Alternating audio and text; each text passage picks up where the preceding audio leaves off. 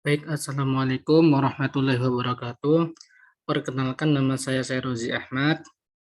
Saya dari mahasiswa Fakultas Kesehatan D3 Farmasi, Universitas Muhammadiyah Gresik, semester 5. Yang saya hormati Ibu Eka, selaku dosen pembimbing mata kuliah ini, yaitu Bahasa Indonesia, dan teman-teman semua yang menonton video ini. Di sini saya akan menjelaskan tentang konsep dan fungsi bahasa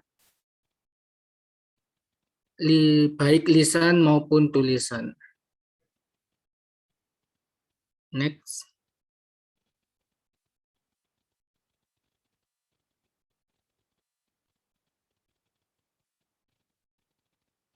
Nah, apa itu konsep bahasa? Di sini ada definisinya. Bahasa adalah sarana komunikasi antar anggota masyarakat dalam menyampaikan ide dan perasaan secara lisan atau tertulis. Nah,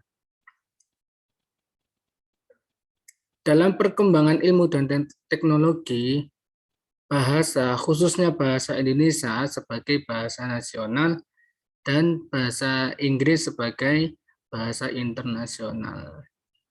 Ini berlaku untuk kalau bahasa Indonesia ini berlaku untuk negara Indonesia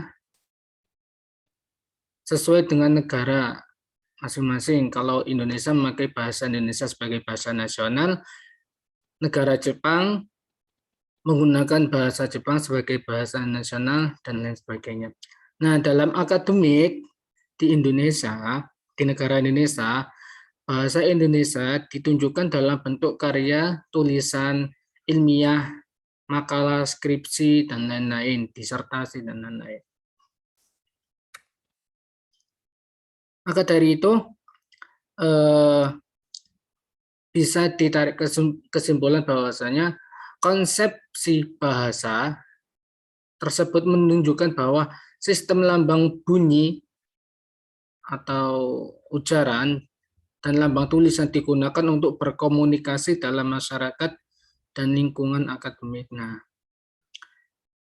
maksudnya adalah konsep dari bahasa ialah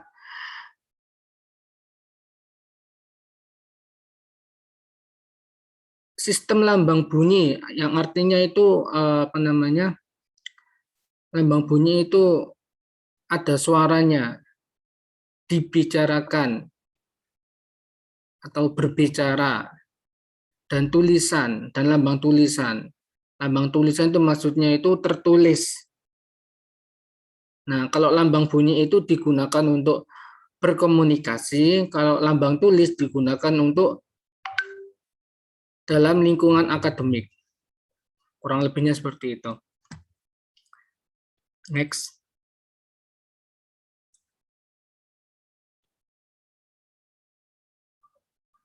Nah, fungsi bahasa.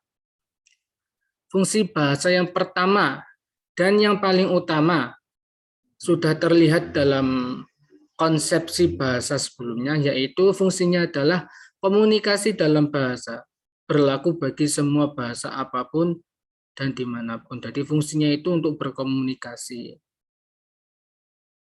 Fungsi utama dari bahasa itu berkomunikasi antar masyarakat.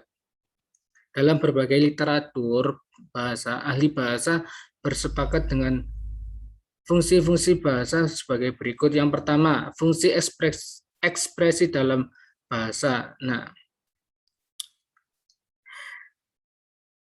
fungsi pertama itu maksudnya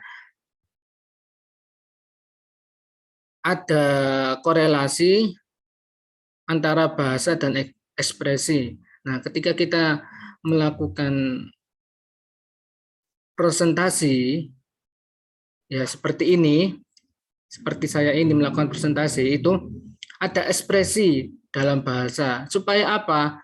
Supaya masyarakat itu paham apa yang kita bicarakan. Jadi perlu ekspresi untuk meyakinkan artinya, kurang lebih seperti itu. Dan yang kedua, fungsi komunikasi dalam bahasa. Yang kedua ini fungsinya untuk berkomunikasi antar masyarakat.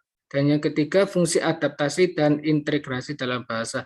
Yang ketiga ini maksudnya adalah ketika kita hijrah atau pindah dari suatu daerah ke daerah yang lain, itu bahasanya itu pasti berbeda-beda. Nah, itu juga menjadi fungsi bahasa untuk beradaptasi supaya kita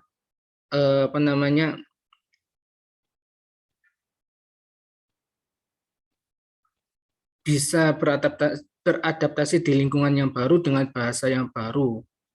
Dan yang ketiga, fungsi kontrol sosial direktif dalam bahasa. Maksudnya ini ada kontrol.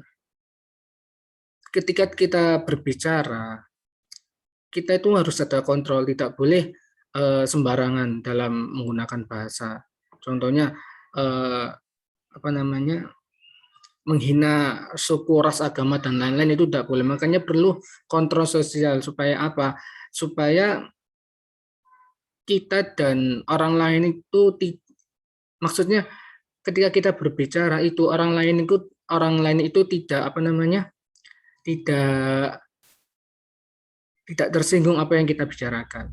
Kurang lebihnya seperti itu. Next, selanjutnya.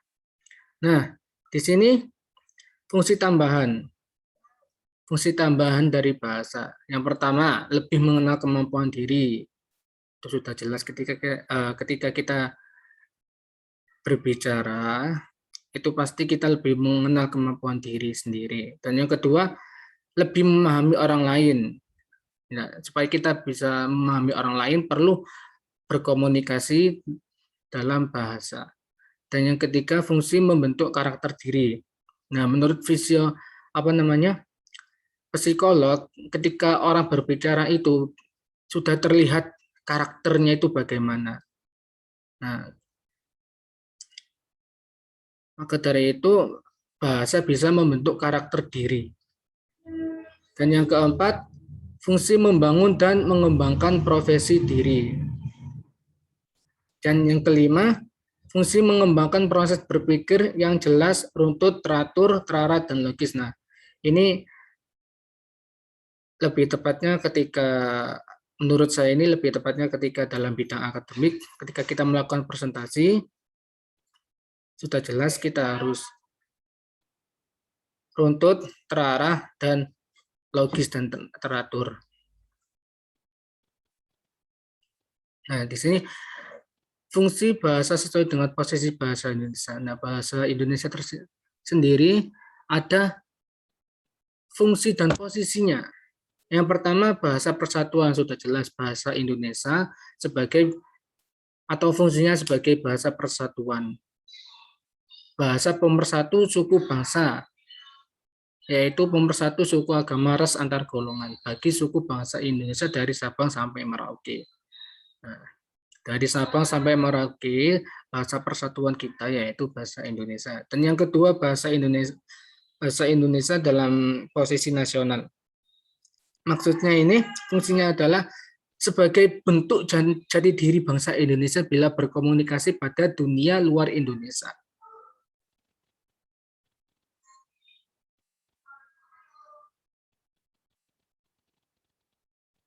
Dan yang ketiga,